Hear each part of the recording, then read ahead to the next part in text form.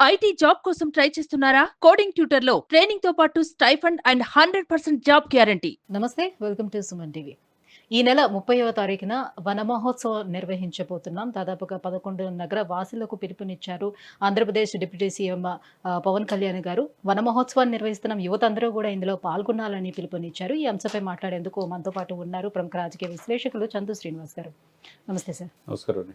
Sir, మొత్తానికి 13,326 గ్రామ సభలను నిర్వహించి సక్సెస్ఫుల్గా నిర్వహించారు. పంచాయతీ శాఖ అధికారులందరినీ కూడా ముఖాముఖిగా కూర్చోబెట్టి వాళ్ళకు ఉన్నటువంటి సమస్యలన్నీ అడిగి తెలుసుకుని వాటన్నిటిని సార్ట్అవుట్ చేసుకుంటూ నెమ్మదిగా వచ్చారు. సో ఆ విషయంలో సక్సెస్ అయ్యారు. ఇప్పుడు అటవీ శాఖ మంత్రిగా సో వన అభివృద్ధి కోసం స్టార్ట్ చేశారు. సో ఆల్మోస్ట్ ఆల్ 13.45 కోట్ల వరకు మంజూరైనవి. సో 11 నగర వాసులందరికీ కూడా పిలుపునిచ్చారు వన మహోత్సవాని కోసమని. అంటే నేను ఇది చేస్తాను, అది చేస్తాను అని చెప్పకుండా సైలెంట్గా తన పని తాను చేసుకుంటూ వెళ్ళిపోతూ ఒక మంచి సుపరిపాలనని ఆంధ్రప్రదేశ్ రాష్ట్ర ప్రజలకు అందిస్తున్నారు అనుకోవచ్చు. డెఫినెట్గా అండి. అంటే సుపరిపాలన దిశగా ఆంధ్రప్రదేశ్ కనపడుతుంది. ఎప్పుడు లేని విధంగా గత 5 సంవత్సరాల్లో పంచాయతీలని, గ్రామాలని నిర్లక్ష్యం చేశారు గత పాలకులు. అసలు ఏ శాఖకి ఏమున్నాయో, నిధులు ఏ శాఖ నుంచి ఏ శాఖ డైవర్ట్ అవుతున్నాయో కూడా ఎవరికి తెలియదు. ఆ శాఖ మంత్రులు, శాఖల పనితీరు కూడా ఎవరికి తెలియట్లేదు. కానీ ఇక్కడ ఏంటంటే ఈ కూటమి వచ్చిన తర్వాత ఈ 2 monthsలో సిస్టమేటిక్గా ప్రాధాన్యత క్రమంలో భాగంగా అందరికి కూడా 6 గ్యారెంటీలు ముందు ఇచ్చేశారు. ఏదైతే పెన్షన్స్ 1వ తారీఖు ఆగకుండా ఇచ్చేస్తున్నారు, అదే సమయంలో జీతాలు కూడా 1వ తారీఖు ఇచ్చేస్తున్నారు అందరికీ కూడా. మూడోది సిస్టమేటిక్గా స్కిల్ సెన్సెస్ని యూత్కి మెగా జాబ్ క్యాలెండర్ కానీ ఏది అవసరమో బేసిక్ నీడ్స్ అనుగుణంగానే వెళ్తున్నారు. మీరన్నట్టుగా పవన్ కళ్యాణ్ గారికి మంచి బాధ్యత గల గ్రామాల్లో, గ్రామస్థాయిలో చొచ్చుకుపోయే శాఖలు కీలకమైన ఈ పంచాయతీరాజ్, గ్రామీణాభివృద్ధి, అటవీ, తర్వాత సైన్స్ అండ్ టెక్నాలజీ ఇటువంటి ప్రాధాన్యత గల పోస్టులు తీసుకోవటం చాలామంది ఆశ్చర్యానికి గురి చేశారు. ఏంటి హోమ్ మినిస్టర్ కావాల్సింది కదా, ఆయన డిప్యూటీ సీఎం కదని. కానీ తీసుకున్న శాఖలకి అవన్నీ తీసుకొస్తున్నాడు అనుకోవాలి.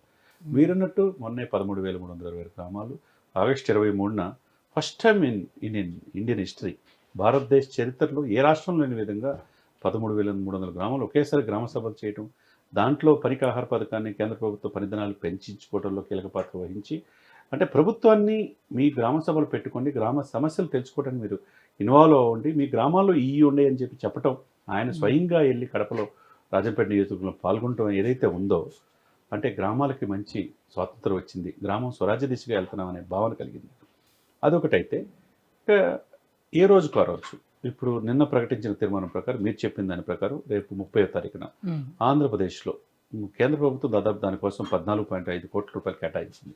వన మహోత్సవం అంటే వనాలు, అడవులు, ప్రకృతి, పరిసరాలు. మనం కూడా ఆగస్ట్ అంటే ఇప్పుడు చాలా వనభోజనాలు అని చెప్పంటాం. ఆ చెట్టు కింద ఉసిరికాయ చెట్టు అవన్నీ మన ప్రకృతిని మనం కాపాడుకోవాలన్నట్టు అందరూ కూడా కమ్యూనిటీ భోజనాలు చేసుకుంటుంటారు, వనభోజనాలు.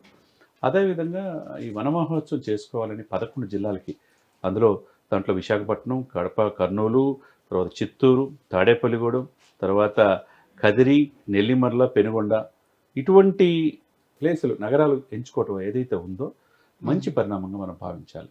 ఫస్ట్ విడతగా ఈ నగరాలంటే మిగతా రాబోయే 100 రోజుల్లో ప్లాన్ చేసుకుంటే పర్యావరణ అభివృద్ధి కోసం వనాలు కావాలి కాబట్టి సో వాటిని అభివృద్ధి చేయాలి. సో అందరికీ ఆ మెసేజ్ని ఫార్వర్డ్ చేస్తూ దీంట్లో భాగం కమ్మని పిలుపునిచ్చారు. అంతే కదండి. అంటే ఆయన అభిమానులకు కోట్లాది మంది ఆయనకు అభిమానులు. అంతేకాకుండా జనసేన కేడర్ కావచ్చు, కూటమిలో బీజేపీ, టీడీపీ, జనసేన కావచ్చు, అందరూ కూడా ముఖ్యంగా యువత పాల్గొనాలి దీంట్లో. మీరు ఆ గ్రామాల్లో, ఆ పట్టణాల్లో జరిగే వన మహోత్సవాలు పాల్గొని దీన్ని సక్సెస్ చేయండి అని యాజ్ ఏ డిప్యూటీ సీఎంగా ఆయన పిలిపివ్వటం ఆల్రెడీ మనం చూసాం. పార్కులని అభివృద్ధి చేయడానికి టీ విత్ డిప్యూటీ సీఎం అని చెప్పి ఒక కార్యక్రమం పెట్టి కార్పొరేట్ సోషల్ రెస్పాన్సిబిలిటీ కింద నిధులు తీసుకొచ్చి జూలను అభివృద్ధి చేయాలని నిర్ణయించుకున్నాడు. దాంట్లో భాగంగా గ్రామాల్లో మన పంచాయతీలో కూడా, పంచాయతీలకు స్థలం కూడా లేవు మేడం. ఆ పంచాయతీలకు ఒక స్థలం ఉండాలి, ఒక బిల్డింగ్ ఉండాలి. ఆ దిశగా కూడా పెద్దలతో మాట్లాడి ఎవరైతే దాతలు ఉన్నారో ముందు తీసుకొస్తారని చెప్పాడు. ఇకపోతే ఆయనకున్న ఏంటంటే ఆయనకి సినిమా లెగసీ ఆ ఇది ఉంది కాబట్టి, ఆ చరిష్మా ఉంది కాబట్టి ఆయన చెబితే వింటారు చాలామంది. మంచి వ్యాపార వాళ్ళు ఆర్థికంగా స్థితిమంతులు, సోషల్ రెస్పాన్సిబిలిటీ కింద చేయొచ్చు రాష్ట్ర అభివృద్ధి కోసం. ఆ విధంగా పవన్ పిలిపియటం. అదే సమయంలో మీరు అన్నట్టుగా రేపు 30వ తారీఖు తిరిగే వన మహోత్సవం చరిత్రలు నిలిచిపోయే రకంగా ఉంటుంది. ఎందుకంటే కేంద్ర ప్రభుత్వ నిధులు గత 5 సంవత్సరాలు ఎప్పుడు ఎవరు చెప్పలా, అసలు ఎన్ని నిధులు అవుతున్నాయో తెలియదు, దీనికి కేటాయిస్తున్నారో తెలియదు, అసలు వన మహోత్సవాలు జరిగినాయో లేదో కూడా తెలియదు. ఇంత సిస్టమేటిక్గా శాఖ మంత్రిగా మీరు అన్నట్టు వనం అంటే అండి, చెట్టు ఏం ఆశించకుండా పెరిగిద్దండి.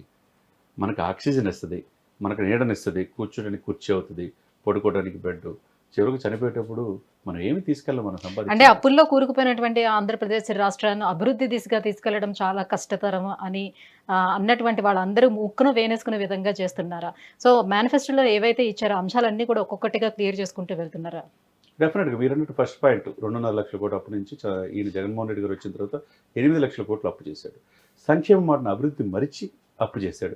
సంక్షేమం బటన్ నొక్కాను కదా నాకే ఓట్లు వేస్తారనుకున్నాడు. ప్రధాన ప్రతిపక్ష హోదా లేకుండా 11 సీట్లకే పరిమితమయ్యారు.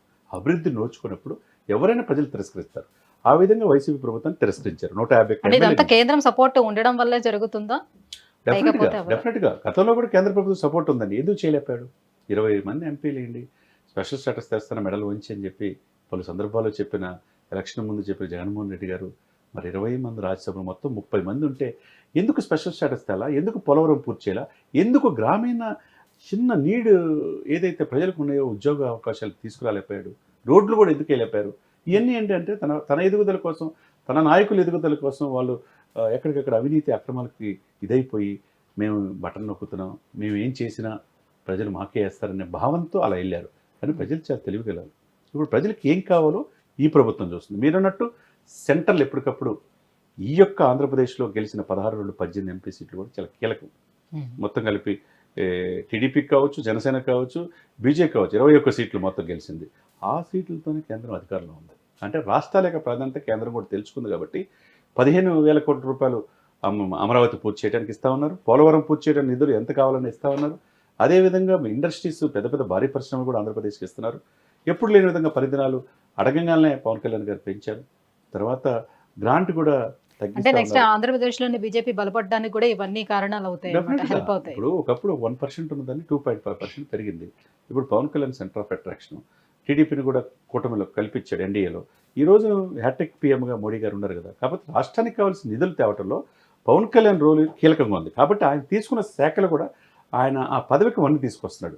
అంటే ప్రజల్ని ఇన్వాల్వ్ చేయటం, ప్రజలు వన మహోత్సవాలు ఏంటి, ఇంపార్టెంట్ ఏంటి, దాని వన రక్షణకి మనం ఏం బాధ్యతలు తీసుకోవాలా, ప్రభుత్వం ఏ విధమైన స్కీములు ఉన్నాయి, ఆ విధంగా మొక్కలు పెంచాలి, పర్యావరణాన్ని మనం కాపాడుకుంటే మన ప్రకృతి బాగుంటుంది. లేకపోతే ఏమైంది, చెన్నైలో మనం బెంగళూరులో పరిస్థితి చూసాం, వాటర్ లేకుండా ఇబ్బంది పడ్డాం. తర్వాత చెన్నైలో పరిస్థితి చూసాం, తర్వాత ఉత్తరాఖండ్లో చూసాం, తర్వాత హిమాచల్ ప్రదేశ్, నిన్నగాక మొన్న వాయనాడులో. నేడు హైదరాబాద్ పక్కనున్న హైదరాబాద్లో చూడు చెరువులు, నాలాలు, కుంటలు కూడా ఆక్రమించుకుంటే హైడ్రా లాంటి ఒక స్వయం ప్రతిపత్తికల సంస్థ వచ్చి మంచి సమర్థవంతంగా ముఖ్యమంత్రి రేవంత్ రెడ్డి గారు, కమిషనర్ రంగనాథ్ గారు పనిచేస్తారు. అటువంటి వ్యవస్థలు కావాలని సాక్షాత్తు బొలిశెట్టి సత్యనారాయణ చెప్పి విశాఖపట్నం చెందిన పర్యావరణవేత్త, జనసేన నాయకులు, జనసేన ప్రధాన కార్యదర్శి కోరుకుంటున్నారు. హైడ్రా లాంటి వ్యవస్థ ఆంధ్రప్రదేశ్లో కూడా ఇలాంటి చెరువులు, కుంటలు అన్నీ ఆక్రమణకు గురైనవి.